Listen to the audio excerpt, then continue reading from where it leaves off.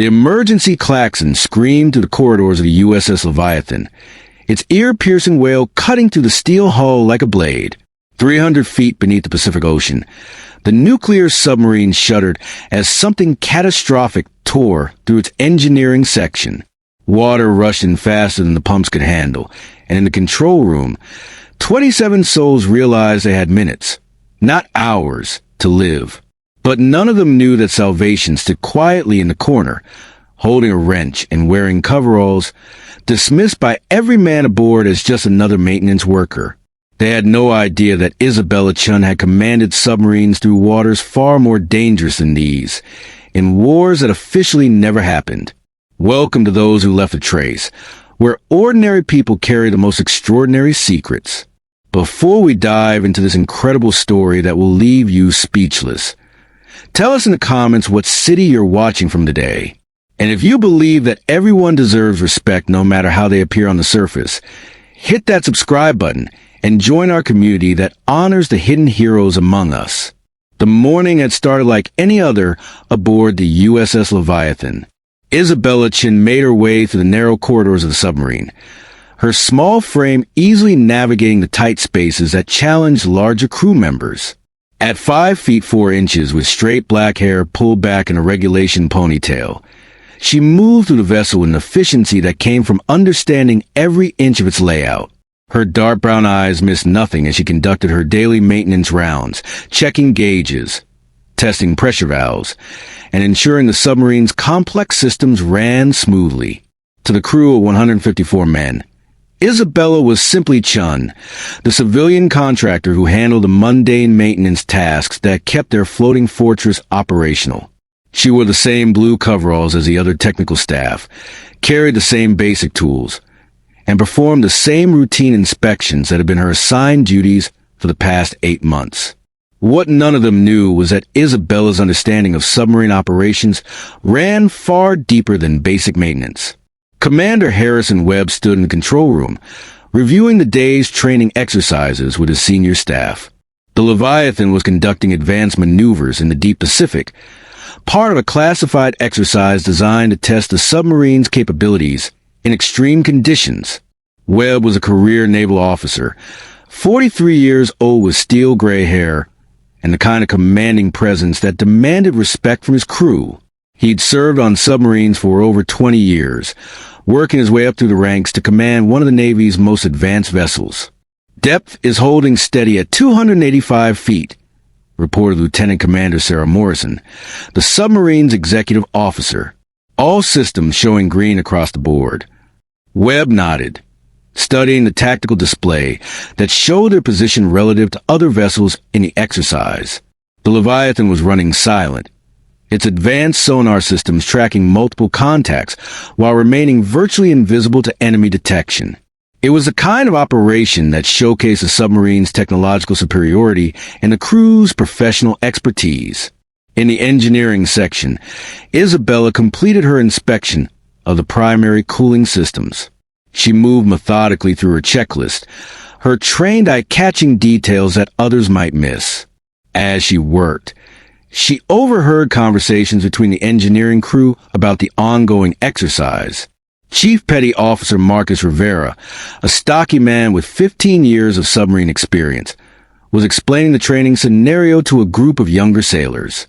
The idea is to simulate a hostile environment where we're being hunted, Rivera said, adjusting a control panel. We maintain silent running while gathering intelligence on enemy positions. It's all about stealth and precision. One of the younger sailors, Seaman Thompson, glanced at Isabella as she checked a nearby gauge. "Hey, Chun, you ever been on a submarine before this assignment?" he asked with a casual condescension that had become familiar to her.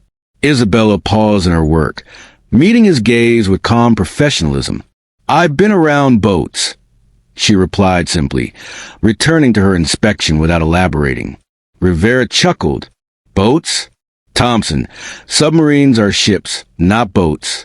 Though I guess the civilian contractor, it's all the same." The comment drew laughs from the other sailors, but Isabella remained focused on her work. She'd grown accustomed to such remarks during her months aboard the Leviathan. The crew saw her as an outsider, someone who lacked their specialized training and naval heritage. They weren't deliberately cruel, but their casual dismissal was a constant reminder of how completely her true identity remained hidden.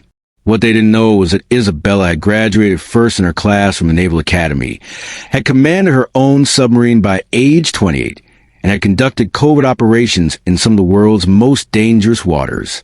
Her service record was classified at the highest levels, buried so deep that even Leviathan's commanding officer had no access to her real background. The transformation in Isabella's life had begun 3 years earlier, following a mission that officially never happened. She had been commanding the USS Phantom, a highly modified submarine designed for special operations, when they were tasked with infiltrating hostile waters to extract a high-value intelligence asset. The mission required navigating through underwater minefields, evading enemy sonar, and conducting precise insertion that left no trace of American involvement. The operation had been successful, but the political fallout required Isabella's immediate removal from active duty. Her identity was classified, her service record sealed, and her very existence erased from official naval databases. For someone who had dedicated her life to serving her country, the transition to civilian life had been devastating. The Navy offered her a position as a technical contractor, allowing her to remain connected to submarine operations while maintaining the cover story that protected national security interests. So Isabella Chun, former submarine commander, became Isabella Chun, maintenance contractor, assigned to routine duties aboard vessels she had once commanded. It was a form of exile disguised as employment, and she had accepted it as the price of her service to missions that could never be acknowledged.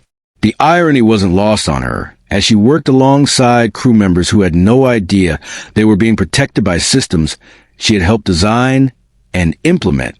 The Leviathan's advanced sonar array, its stealth coating, even the modified torpedo tubes that gave enhanced strike capabilities. Isabella had provided input on all of these innovations during her time commanding special operations submarines. As the morning progressed, the training exercise intensified. The Leviathan was running at maximum silent mode, its crew conducting advanced tactical maneuvers designed to test their response to simulated combat conditions. In the control room, Commander Webb monitored multiple screens showing sonar contacts, depth readings, and system status reports. Contact bearing 270, range 3,000 yards. Reported sonar technician First Class Martinez, his voice tense with concentration.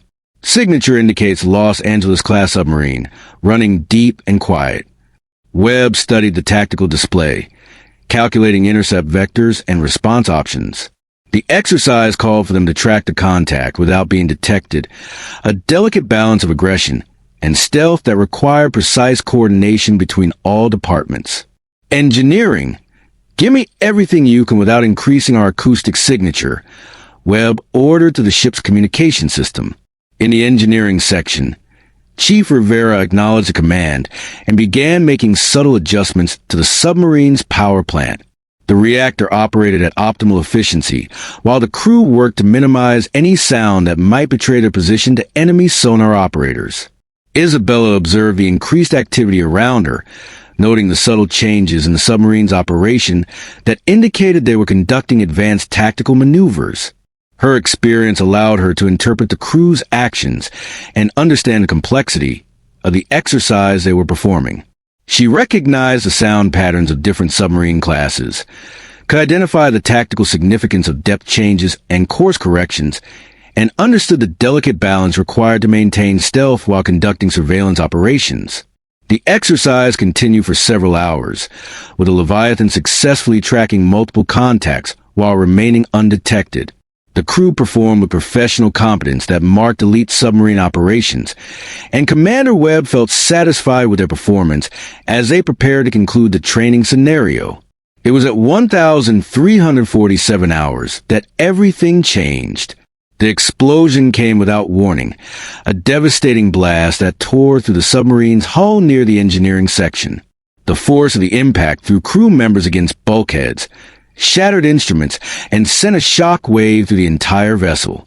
Emergency lighting activated as main power fluctuated, and the submarine began taking on water at an alarming rate. Flooding and engineering. Rivera's voice cracked over the communication system. We got major structural damage. Water coming in faster than we can pump it out. In the control room, chaos erupted as damage reports flooded in from throughout the submarine. The blast had ruptured the hull in multiple locations, damaged critical systems, and left the Leviathan fighting for survival in the deep Pacific. Emergency surface. All stop. Webb commanded, but the response from engineering was immediate and devastating. Negative on emergency surface, sir. Ballast control is down. Main propulsion is offline, and we're taking on water too fast to maintain buoyancy. The submarine lurched as its trim became increasingly unstable. Water poured through the damaged sections faster than the emergency pumps could handle, and the crew faced the terrifying reality that their vessel was rapidly becoming attuned 300 feet beneath the ocean surface. Damage control teams to engineering. Webb ordered, but the reports that came back painted an increasingly grim picture. The explosion had caused catastrophic damage to multiple systems, and the crew's efforts to control the flooding were proving inadequate.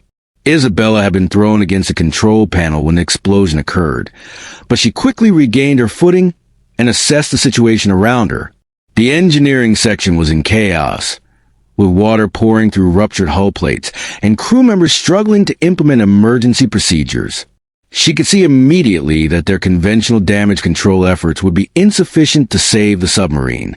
"The water's coming in too fast," shouted Thompson, struggling with an emergency valve that refused to close properly. "We can't stop it." Rivera coordinated the damage control efforts with professional competence, but Isabella could see the desperation in his eyes as he realized the scope of the disaster they faced. The flooding was accelerating. The submarine's electrical systems were failing, and they had minutes before the vessel would pass the point of no return. It was in that moment of crisis that Isabella made a decision that would reveal everything she had kept hidden for 3 years. "Chief Rivera," she called out, her voice cutting through the chaos with an authority that made every man in the engineering section turn toward her. "Chun, get out of here," Rivera shouted back. "This is no place for a civilian contractor." "Chief, listen to me," Isabella said, moving toward the main damage control station with a confidence that seemed impossible given the circumstances. "The flooding can be stopped, but not with standard procedures. You need to isolate the damaged sections completely and reroute the ballast control to the auxiliary systems." Rivera stared at her in confusion. "What are you talking about? That's not possible with the damage we've sustained." Isabella was already at the control panel, her hands moving over the switches and indicators with the fluid expertise of someone who knew every system intimately. "It is possible, but it requires manual override of the safety protocols and direct control of the ballast tanks through the emergency backup systems." "Chun, you don't know what you're talking about," Thompson protested. "Those systems require specialized training to operate safely." Isabella's fingers continued to work across the control panel as she spoke. "Seaman Thompson, I need you to go to Junction Box 7 Alpha and manually reset the circuit breakers for the auxiliary ballast system. Chief Rivera, activate the emergency backup power to sections 4 through 7. When I give the command, initiate a control blow of the main ballast tanks while I regulate the pressure through the manual override." The men stared at her in shock. The procedures she was describing were far beyond the knowledge of any maintenance contractor, requiring deep understanding of submarine operations and emergency protocols that took years to master. "Who the hell are you?" Rivera demanded, but even as he asked the question, he found himself moving toward the emergency power controls. Something in Isabella's manner, her obvious competence and unshakable confidence, convinced him to follow her instructions. "Right now, I'm the person who can save the submarine," Isabella replied, her attention focused on the complex sequence of operations required to regain control of their desperate situation. "But I need everyone to follow my instructions exactly, without question or hesitation." In the control room, Commander Webb received reports of the unusual activity in engineering with growing confusion. "What's happening down there, Chief?" Who's coordinating the damage control effort? Rivera's voice came back with a mixture of amazement and uncertainty. Sir, it's Chun, the contractor. She seems to know what she's doing, and sir, she's actually stopping the flooding. Webb exchanged glances with his executive officer, both of them struggling to understand how a civilian maintenance worker could possess the knowledge and skill to manage a submarine emergency that had overwhelmed his trained crew. Isabella's commands continued to flow through the engineering section as she orchestrated a complex ballet of emergency procedures. Thompson, energize the backup ballast system now.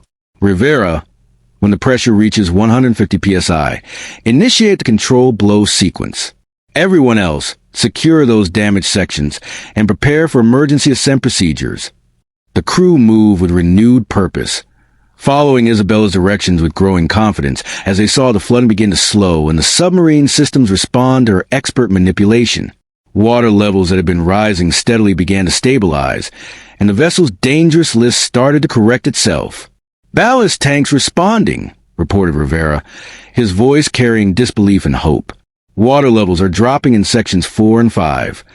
Isabella maintained her focus on control systems, making minute adjustments to pressure valves and power distribution that demonstrated an intimate knowledge of submarine operations. Her movements were precise and confident, the actions of someone who had performed these procedures many times before under actual combat conditions. Chief, prepare for emergency surface, Isabella ordered. I'm going to bring us up slowly to prevent decompression damage to the hull. Monitor the ballast flow and be ready to adjust as needed. Chun, Rivera said, staring at her with new respect and growing curiosity. How do you know all this? This isn't maintenance work. This is advanced submarine command operations. Isabella's hands never paused in their work as she responded. Chief, right now the important thing is getting everyone topside safely. Everything else can wait. The submarine began its ascent, rising slowly through the dark water as Isabella carefully managed the ballast and trim systems. Her expertise allowed her to compensate for the damage the vessel had sustained, maintaining stability and control as they climbed toward the surface. In the control room, Commander Webb monitored their ascent with amazement and growing suspicion. The precision with which the emergency ascent was being conducted indicated a level of submarine expertise that no civilian contractor should possess. His thoughts raced as he tried to understand who Isabella Chin really was and how she had come to be aboard his vessel. Sir, Executive Officer Morrison said quietly, I think we need to have a very serious conversation with Ms. Chin once we reach the surface. Webb nodded grimly. I think you're right, XO. This raises questions that go far beyond submarine operations. As the Leviathan continued its controlled descent, Isabella felt the familiar satisfaction of bringing a submarine safely through a crisis. The procedures were second nature to her, muscle memory developed through years of commanding submarines in far more dangerous situations. For a brief moment, she allowed herself to feel the pride and purpose that had driven her naval career before it was cut short by political necessity. The submarine broke the surface 47 minutes after the initial explosion, its emergency systems functional and its crew safe. As they established communication with the surface fleet and prepared for rescue operations, Isabella quietly returned to her maintenance duties, collecting her tools and preparing to resume the anonymous role that had defined her life for the past 3 years. But the crew members who had witnessed her extraordinary performance in the engineering section would not allow her to fade back into obscurity. Word of her action spread quickly through the submarine, and by the time rescue vessels arrived, every man aboard knew that their lives had been saved by the quiet contractor they had dismissed and overlooked for months. Commander Webb found Isabella in the engineering section, methodically checking systems and preparing damage reports with the same professional competence she had shown throughout the crisis. When she looked up and saw him approaching, her expression was calm and composed, showing no hint of the extraordinary leadership she had demonstrated just hours earlier. Ms. Chun, Webb said, his voice carrying the weight of command and growing suspicion, I think we need to talk. Isabella straightened, meeting his gaze with the steady confidence that had marked her performance throughout the emergency. Yes, sir. I imagine you have questions. Questions doesn't begin to cover it, Webb replied. What I witnessed today was not the performance of a maintenance contractor. What I saw was advanced submarine command operations conducted by someone with extensive experience and training. So I'm going to ask you directly, who are you really? Isabella considered her response carefully, weighing the security implications of revealing her true identity against the reality that her cover had been irrevocably compromised. After 3 years of hiding her past, the moment had come when silence was no longer possible. "Commander," she said finally, "I think that conversation needs to happen in your quarters," with the XO present in the compartment secured for a classified discussion. Webb's eyes widened slightly at her casual reference to security protocols and classified discussions. "You're telling me this involves classified information?" "Sir, everything about who I am and why I'm aboard your submarine involves classified information at levels that require special handling." 20 minutes later, Isabella sat across from Commander Webb and Executive Officer Morrison in the submarine's wardroom, the compartment secured against electronic surveillance and unauthorized access. The rescue operations continued above them, but inside the small room, 3 naval officers prepared for a conversation that would change everything. "The short version," Isabella began, "is that my name is Commander Isabella Chun, former commanding officer of the USS Phantom, and my assignment to this vessel as a maintenance contractor is part of a classified program that I am not authorized to discuss in detail." The silence that followed was profound. Morrison was the first to speak, her voice barely above a whisper. "You're telling us you're an active-duty submarine commander?" "Former submarine commander," Isabella corrected. "My commission was terminated following a classified mission, and my service record was sealed for national security reasons. The contractor position was arranged to allow me to remain connected to submarine operations while maintaining necessary operational security." Webb leaned forward, his mind racing to process the implications of what she was telling him. "The Phantom? I've never heard of a submarine by that designation." "You wouldn't have," Isabella replied. "It was a highly modified vessel designed for special operations that officially don't exist. My crew and I conducted missions in waters and situations that required capabilities beyond those of conventional submarines." Morrison shook her head in amazement. "And they assigned you to maintenance duty? That's like making a fighter pilot work as a mechanic." Isabella's expression grew somber. "Sometimes the price of serving your country in certain ways is giving up the recognition and career you thought you'd have. I accepted that when I accepted those missions." Webb studied her carefully, noting the quiet dignity with which she discussed her sacrifice and the obvious competence she had demonstrated throughout the crisis. "Commander Chun, what you did today saved the submarine and every soul aboard. Your expertise and leadership were extraordinary." "I did what needed to be done," Isabella replied simply. "That's what naval officers do." "Yes," Webb said, "it is." Which raises the question of what happens now. You've revealed your true identity and capabilities to save our lives. How does that affect your current assignment and security status? Isabella had been wondering the same thing since the moment she had taken control of the emergency response. Her cover was blown, her identity revealed, and her carefully maintained anonymity destroyed. The life she had built as a contractor was over, but she felt no regret about the choice she had made. "I don't know," she admitted. "I'll have to contact my handlers and report what happened. They'll determine whether my current assignment can continue or whether I need to be transferred to a different program." Morrison leaned forward. "For what it's worth, Commander, I hope they recognize what happened here today. You saved 154 lives with skill and expertise that came from years of dedicated service to the Navy and our country." Webb nodded in agreement. "I'll be filing a detailed report about your actions today, Commander Chin, and I'll be recommending that you be returned to active duty command status immediately. The Navy needs officers with your capabilities in positions where they can make a difference." Isabella felt a surge of emotion that she carefully controlled. For 3 years, she had accepted her exile from the career she loved, believing it was a permanent price of her service to classified operations. The possibility of returning to submarine command, of once again serving the capacity for which she had trained and sacrificed, was almost too overwhelming to contemplate. "Thank you, sir," she said quietly. That means more than you know. The conversation was interrupted by a knock on the wardroom door. A petty officer entered with a message for the commanding officer. Sir, Surface Fleet Commander requests permission to come aboard for damage assessment and crew debrief. Webb nodded. Grant permission. And petty officer, please ask Chief Rivera to join us here immediately. When Rivera entered the wardroom a few minutes later, his expression showed the same mixture of respect and confusion that had marked the crew's attitude toward Isabella since the emergency. Chief, Webb said, you worked directly with Commander Chun during the crisis. I want your assessment of her performance and capabilities. Rivera straightened to attention. Sir, I've served on submarines for 15 years, and I've never seen anyone handle an emergency with that level of expertise and confidence. She knew exactly what to do, how to do it, and how to coordinate the crew's response. Honestly, sir, she performed like a submarine commander with years of experience. Webb exchanged glances with Isabella. Thank you, Chief. That confirms what we observed from the control room.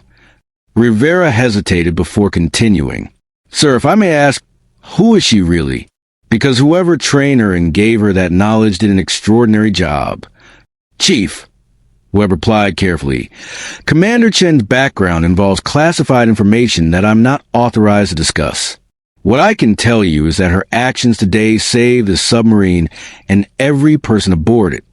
Rivera nodded slowly, understanding that there were aspects of the situation that were beyond his clearance level. Yes, sir. The crew knows that. We owe her our lives. As the afternoon progressed, the rescue and salvage operations continued. The Leviathan's damage was extensive but reparable, and the submarine would eventually return to full operational status. More importantly, the entire crew would return home safely, a result that would not have been possible without Isabella's intervention. Isabella found herself in an unprecedented situation. Her years of maintaining operational security and hiding her true identity were over, but the future remained uncertain. She had revealed her capabilities to save lives, and now she faced the consequences of that decision. The crew's attitude toward her had transformed completely. Where once they had seen a civilian contractor performing routine maintenance, they now saw a naval officer whose expertise and courage had saved their lives. The casual dismissal and condescension were replaced by respect and gratitude. Seaman Thompson approached her as she completed her final equipment checks before leaving the submarine. Commander Chun, he said, using her proper rank for the first time, I wanted to apologize for the way I treated you before. I had no idea who you really were. Isabella looked at the young sailor with the same calm professionalism she had always shown. Thompson, you treated me exactly as you saw me. There's nothing to apologize for. But if I had known you were a submarine commander, if you had known, it would have compromised operational security and potentially put lives at risk, Isabella interrupted. You acted appropriately based on the information you had. Thompson nodded, but his expression showed that he was still processing the revelation about her true identity. Ma'am, will you be staying with the submarine when it returns to service? Isabella smiled slightly. I don't know yet, Thompson. That decision will be made by people with much higher pay grades than mine. 3 days later, Isabella received orders to report to Naval Special Operations Command in Norfolk, Virginia. Her time as a maintenance contractor was officially over, and her future in the Navy would be determined by officials who understood the full scope of her service record and the circumstances that had led to her current situation. The flight to Norfolk gave her time to reflect on the events that had changed everything. She had spent 3 years accepting her exile from the career she loved, believing it was the permanent price of her service to operations that could never be acknowledged. Now, suddenly, the possibility of returning to submarine command seemed within reach. At Norfolk, she was met by Captain David Richardson, a longtime friend who had served as her mentor during her early career. Richardson had been instrumental in arranging her contractor position after her commission was terminated, and he had followed her situation closely. During the intervening years, Isabella, he said warmly as they met in his office, I heard about what happened aboard the Leviathan. You saved 154 lives with the kind of performance that reminds everyone why you were considered one of the finest submarine commanders of your generation. I did what any naval officer would have done in that situation, Isabella replied. Richardson smiled. That's exactly what I expected you to say. And it's exactly why I've been working for the past 3 years to find a way to get you back where you belong, in command of a submarine. Isabella felt her heart rate increase. Sir, are you saying that's a possibility? Isabella, the political situation that required your removal from active duty has changed significantly. The operations you conducted are no longer sensitive, and there's growing recognition that your expertise is too valuable to waste on maintenance duty. Richardson handed her a folder containing new orders. Effective immediately, you are restored to active duty with the rank of commander and assigned as commanding officer of the USS Tempest, a new Virginia-class attack submarine currently completing final sea trials. Isabella stared at the orders, hardly believing what she was reading. After 3 years of exile, she was being given command of one of the Navy's most advanced submarines. Sir, I don't know what to say. Say you'll take the assignment and show the Navy what they've been missing for the past 3 years. Richardson replied. Isabella straightened to attention. Yes, sir. I accept the assignment with honor and gratitude. Good.